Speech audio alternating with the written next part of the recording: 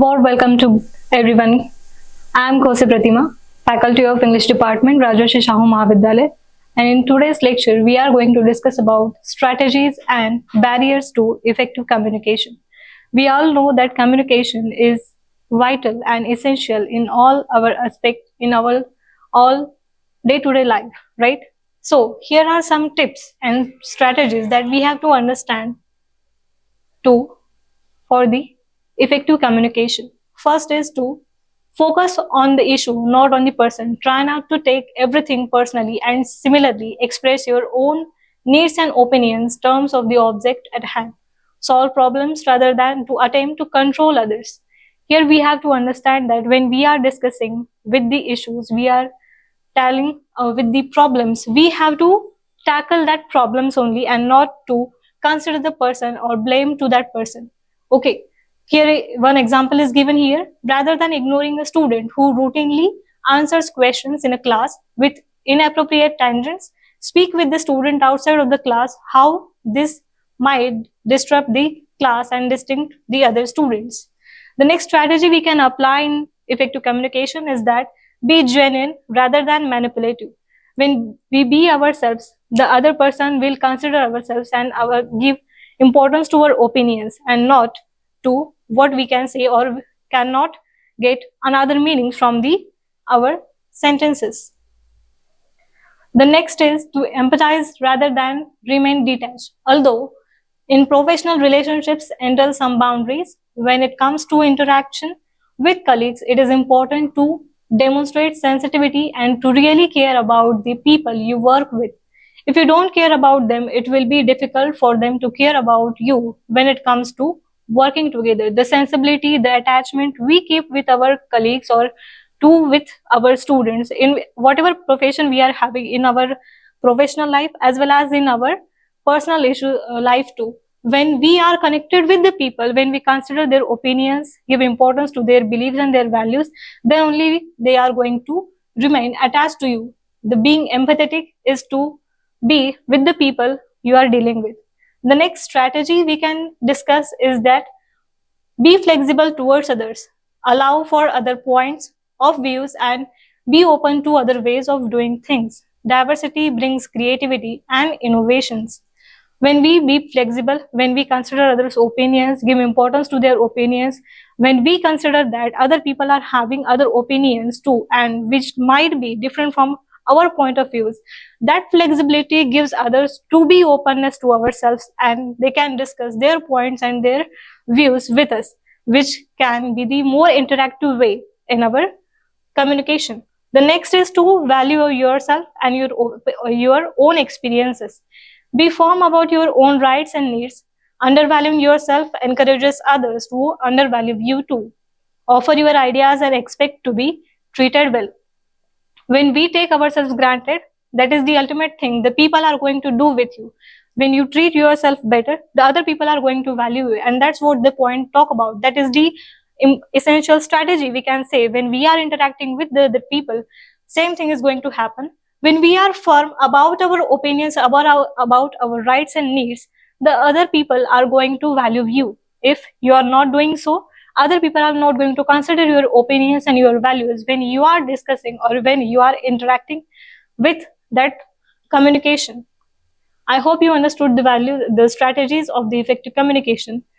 The last strategy we can be looking at the use of affirming responses. Respond to others in a way that acknowledge their experiences, thank them for their input, affirm their right to their feelings. Even if you disagree, ask questions, express positive feelings, and provide positive feedback when you can. If you are dealing with the negative emotions, negative feelings, when you are putting negative words, when you are interacting with other people, that ultimately going to affect on your communication too. When we are having that positive, that affirmative responses to the others, other people are going to do same with you, and which will be the one of the key statement or one of the key strategy in dealing with the communication skills. So these are the strategies we have discussed here. In communication, when as we saw these strategies too, we can overcome when we can get into the barriers when we expect that other people should understand what we are saying, then in such time, in such places too, barriers occurs, and that might be disturbed or misunderstanding can happen. So such barriers can be divided into some aspects. The first one is to physical barriers. A communication is a two-way process that we all know. Distance between these sender and the receiver of the message is an important barrier to communication. Physical barrier deals with the noise, distance, that can be the physical distance, we can say. Noise and environmental factors also block communication. These are what the physical barriers. An example of a physical barrier to communication is geographical distance between the sender and receiver. For example, when you are dealing with when you are talking to someone in a noisy restaurant, or when a large Dolby is playing outside the near you and you are talking to someone, then might possible that the other person may not get you, what your words you are saying, what are the message you want to convey. So that barrier, that noise can be the barrier which can be put into the physical barriers. The next is the language barriers, which can also be called as the semantic barriers.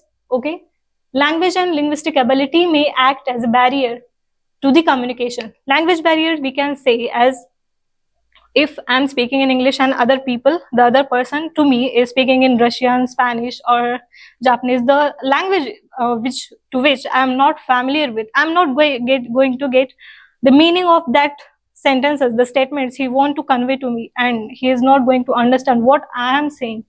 So the language which we are using is not mutual. That is what ultimately going to happen. The misunderstanding of the message, the misunderstanding of the words, the misunderstanding of the gestures can also be the part of effective communication, which going to happen because of the language. Okay. However, even when communicating in the same language, the terminology used in a message may act as a barrier if it is not fully understood by the receiver. For example, a message that includes a lot of specialist jargon, abbreviations, will not be understood by a receiver who is not familiar with the terminology used. Regional colloquialism and expressions may be misinterpreted or even considered offensive. So, if in our language we use multiple words that can be having multiple meanings too, so such words can be the language barriers. If in English we take some words, that meaning of that word in other language can be different, and so the other person is going to take that meaning in other way, and which can be creating a mess. That is what the language barriers talk. Semantic is the science of meaning. The same words and the symbols carry different meaning to different people. Difficulties in communication arise when the sender and the receiver of the message use words or symbols in different senses. The meaning intended by the sender may be quite different from the meaning followed by the receiver. People interpret the message in terms of their own behavior and experience. Sometimes the language used by the sender may not at all be followed by the receiver. Semantic barriers talk about when we are using words, the words might be having different meanings, different connotations, and that different meanings can affect the communication badly. Semantic barriers, which talks about the using the different terminologies, that in terms the other person takes it according to his behavior, according to his experience, which might affect communication.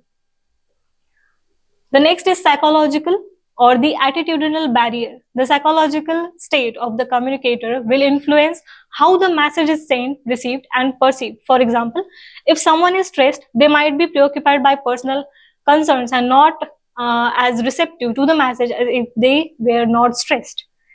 If someone is stressed or having in depression or anxiety or any other state, the wrong or bad mood state, if you are trying to get connected with him, if you are trying to communicate with that person is not in the mood to listen any other people.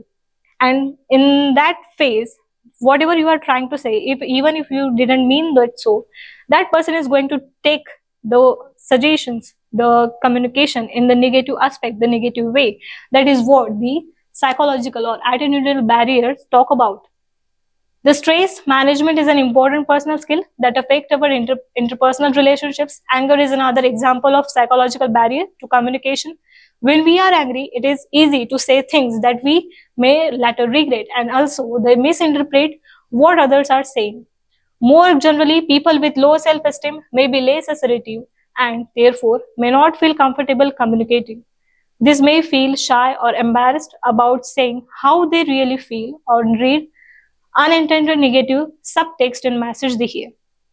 When people are having such low self-esteem, they are not considering themselves only, then it is possible that whatever you might say or whatever you're going to consider, say, give importance, or you are going to talk with them, they are not going to take that language, or they take that message as it was intended to be, and that might happen the attitudinal barrier. Because of that attitudinal barrier, they are not going to receive that message properly, which can be the take the communication in wrong way.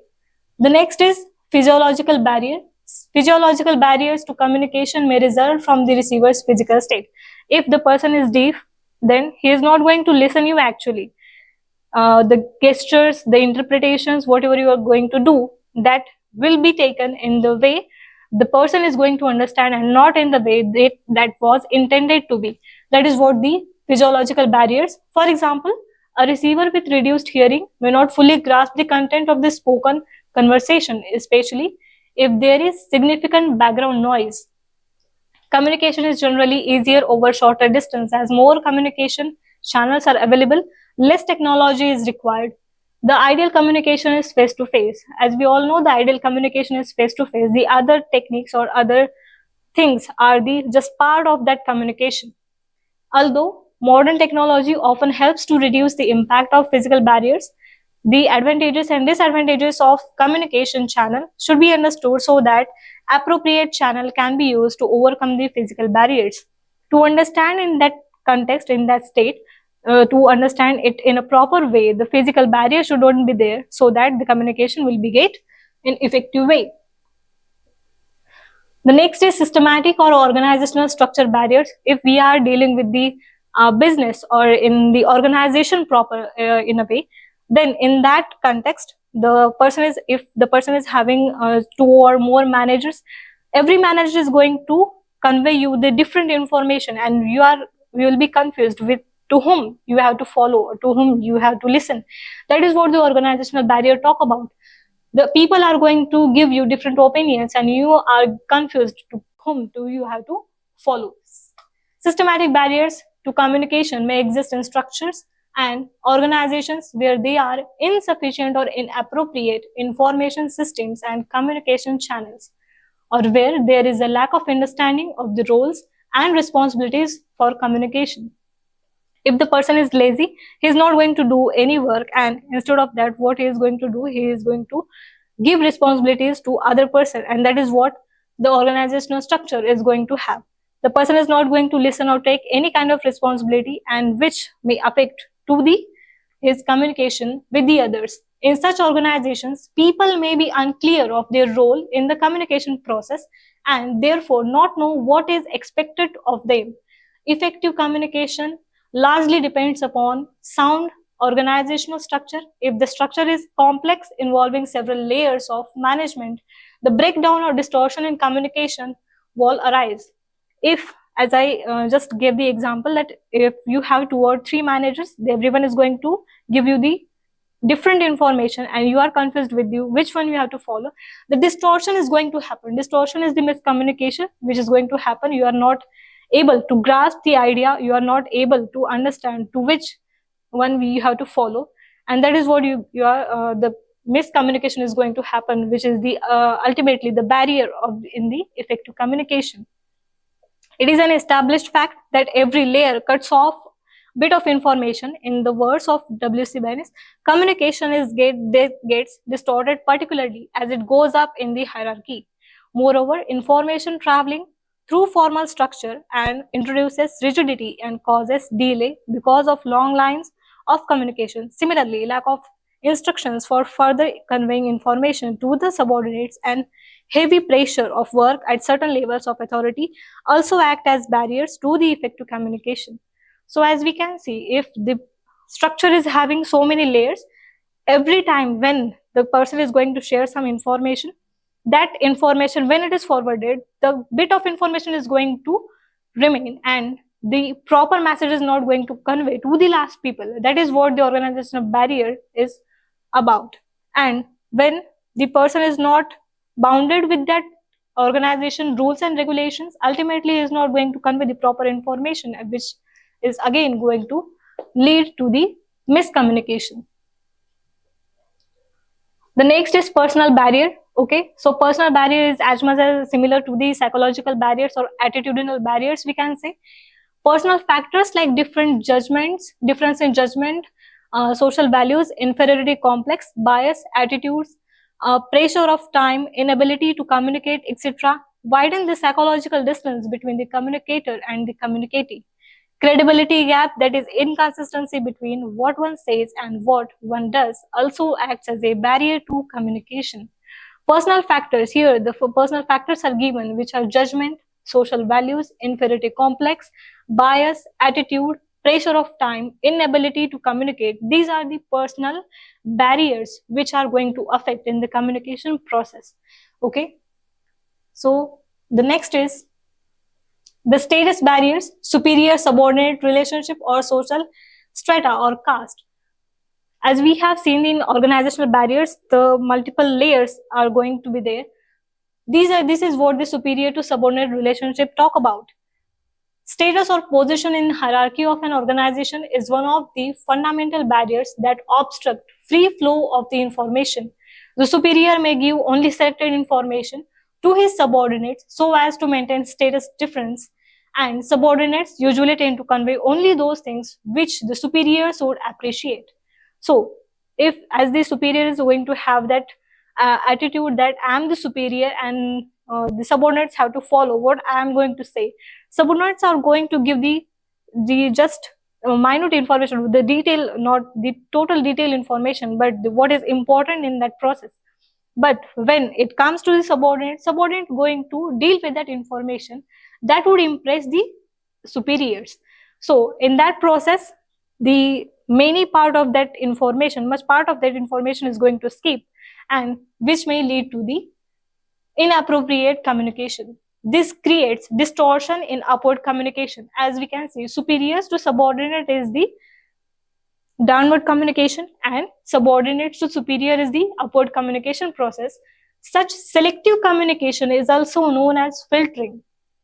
Sometimes the superior feels that he cannot fully admit to his subordinates those problems, conditions, or results which may affect adversely on his ability and judgments. To do so would undermine his position as a superior being in the formal organization. This causes distortion in downward communication. A subordinate may also feel reluctant to report his shortcomings or may not seek the clarification on instructions which are subject to different interpretations for fear of loss of prestige in the eyes of the superior. Even if we are not getting to, even if we are not understanding the proper information, we are ashamed to ask to our superiors. That gonna be the personal barrier which we can see, and that is going to happen in the status barriers. The status we want to maintain, and for that sake, we are not going to deal with the proper information, and instead of that, and because of that, this relationship of the status quo, the information is going to distort and the miscommunication is going to happen. The next is premature evaluation, when we prejudge or the pre-assumptions, prejudices we give towards the speaker or to the listener. That is what the premature evaluation talk about. Some people have the tendency to form a judgment before listening to the entire message. This is known as premature evaluation. As discussed in the previous point, half listening is like racing your engine with the gears in neutral. You use gasoline, but you get nowhere. Premature evaluation is distorts understanding and acts as a barrier to the effective communication. If the person is having attitude or the assumption that I'm not going to listen and I'm not in the state to listen to other people, that is what the premature evaluation. That attitude is going to have the prejudgments, the prejudices about the speaker, that this speaker is like so and so way, and I'm not going to listen to that person. That is what the prejudgments is about, and this is what going to mislead the communication. Barriers due to lack of mutual trust. This is what happen in the organizational barriers or in our professional or personal relationships too. The communication means sharing of ideas in common, but when we communicate, we are trying to establish a commonness. Thus, one will freely transfer information and understanding with the another only when there is a mutual trust between the two. When there is a lack of mutual trust between the communicator and the communicatee, the message is not followed. Credibility gaps, that is inconsistency in saying and doing, also causes lack of mutual trust, which acts as a basic obstacle to effective communication. As we can say, when superior or the manager gives responsibility to his subordinate, if he is not having that trust on that subordinate, or if we are not going to have trust to with the other people to which we are going to share our information, then that mutual, if there is no mutual trust, then the miscommunication is going to happen, that we have to understand. That is the ultimate barrier. The next is the other barriers which we can discuss. There are many other barriers such as unclarified assumptions, lack of ability to communicate, then marriage of too much knowledge of closed minds. If we are having too much knowledge, we are not able to convey which is appropriate and which is in a correct way, and that is what again the one kind of barrier we can say.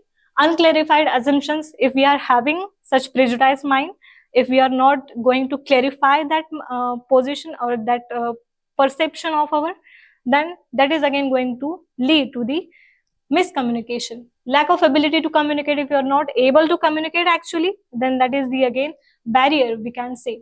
Then the communication is overload. Storage of time, that is again the one kind of barrier we can say, which causes distortion or obstruction in the free flow of communication and thus make it ineffective. Failure to retain or store information for future use becomes a barrier to communicate when the information is needed in the future. When we are not able to retain the information, we are not able to remember that information, ultimately the information is not going to convey properly to the other people, and that is the failure of information, failure to communicate the information as it was intended to be. That is the again one kind of barrier we can say. And so here are the barriers we have discussed, and before that the strategies we have learned. I hope you understood all these things. Thank you for this video. Thank you so much.